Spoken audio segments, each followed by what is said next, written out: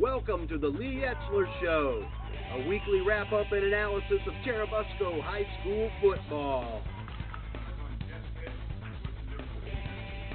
Eagles, what is your profession?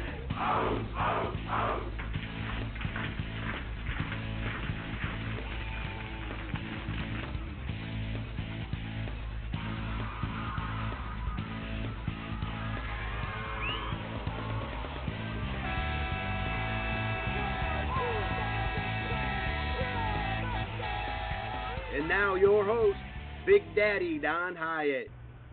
I'd like to welcome everyone to the first Lee Etzler Show.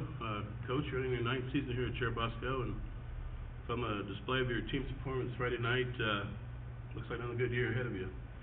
Well, it started off okay. Kids played pretty hard Friday night. Like we talked to them this weekend. We have bigger and better things we accomplish, and if we're not getting better each and every Friday night, if we're not getting better each and every game, each and every practice, then we're not going to be where we want to be. So, good start, but at the same time, we need to understand where we want to be. We got caught off guard there a little bit with Fremont's head coach, Maxim Chuck. He onside kicked on you when they recovered. Yeah, it caught us off guard a little bit, and you realize it was a coaching mistake. You go over kickoff return, and coaches talk a lot of times. You get what you emphasize. Well, we didn't emphasize. Hey, what if this happens? We didn't do a good job of that as coaches, and it did catch us a little off guard. We didn't converge to the football like we should have, and that was all because we didn't prepare our kids to do that. So, lesson learned. Well, you came right back to on offense and ran that reverse option the first play of the game. Look at the clip here.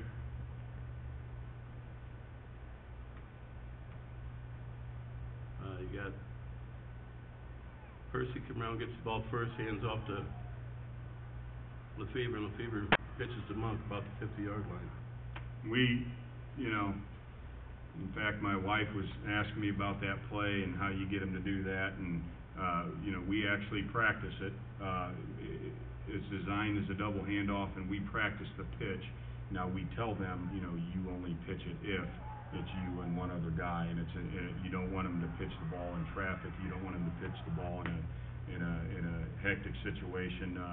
And we've also told certain guys, you don't pitch the ball. You get the ball in the second handoff, you run it. If they don't pitch it real well, Josh had the green light, and Monk was in pretty good position, and it was the situation that we wanted. So it ended up working out well. A little bit about Kyle Matheson. Came out, got his first 2 TDs on the receiving end of the ball, which is different from him.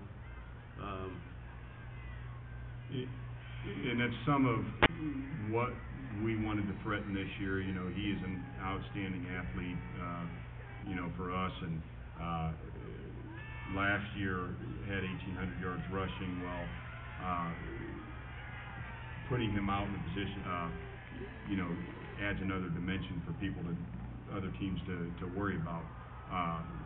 So it ended up being successful for us. We have worked on that stuff quite a bit so far in camp. It ended up being pretty good. If the other team's dynamic player is in one spot on the field all the time, well, it becomes a little bit easier to defend that person. If we have the ability to move him around a little bit, then it's just another thing for teams to worry about. Lane Falk on your punt return, he took him back to the house, 51 yards there in the first quarter. Punt return is one of the things we've emphasized a lot this offseason. We've had success with our punt return in years past. We felt that the last couple of years we didn't do as well as we thought we should have. So we've emphasized it quite a bit. The Wall did a pretty good job of getting out there and picking up their blocks.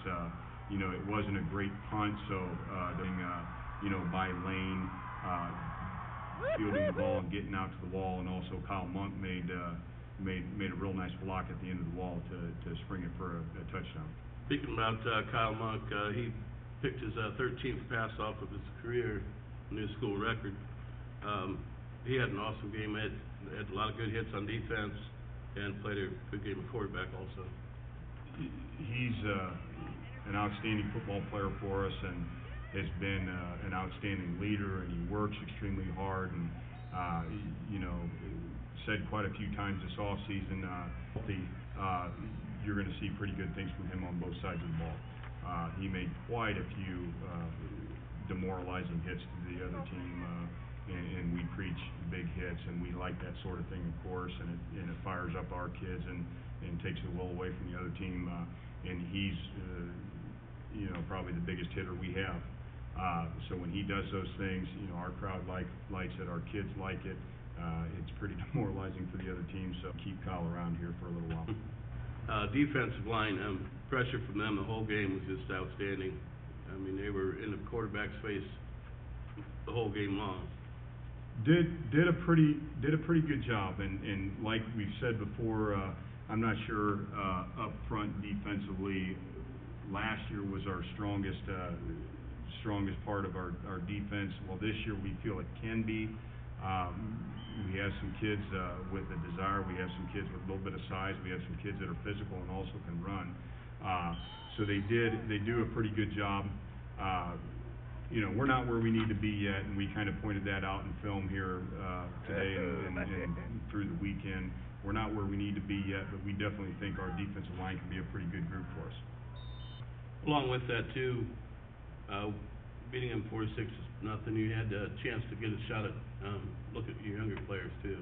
Yeah, and which is good. Younger guys, they can play in JV games, they can play in freshman games, but there's really nothing like playing on Friday night, and that was kind of their first taste of game experience, and it's a long August for those kids when we start off practicing August 2nd, and it's August 20th, and that's their first game action. So they performed well. Defense, they still didn't give up buckets of yardage, and Fremont still only had one first down, and we moved the ball a little bit. So it's always good. It's always good, number one, for your younger guys to get some Friday night experience. Number two, to have some success doing it.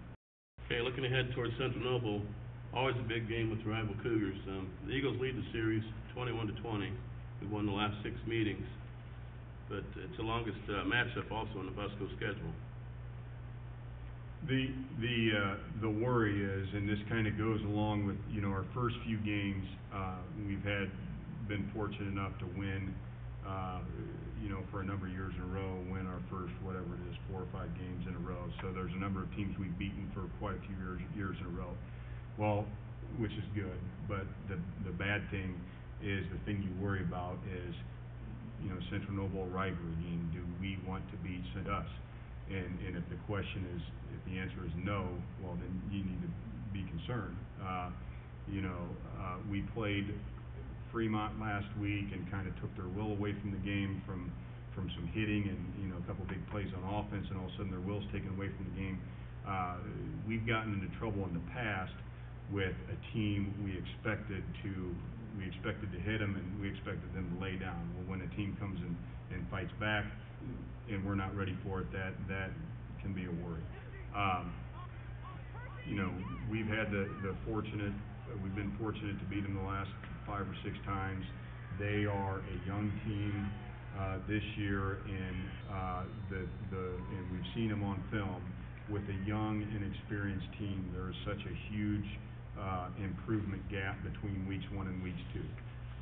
So we need to be sure we're ready for the game. We know their coaching staff. We know what their coaching staff believes in, and very similar to what we believe in.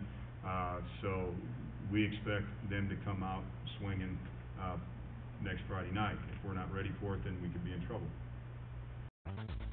This has been the Lee Etzler Show, brought to you every Thursday night at 7:30 by BuscoNews.com.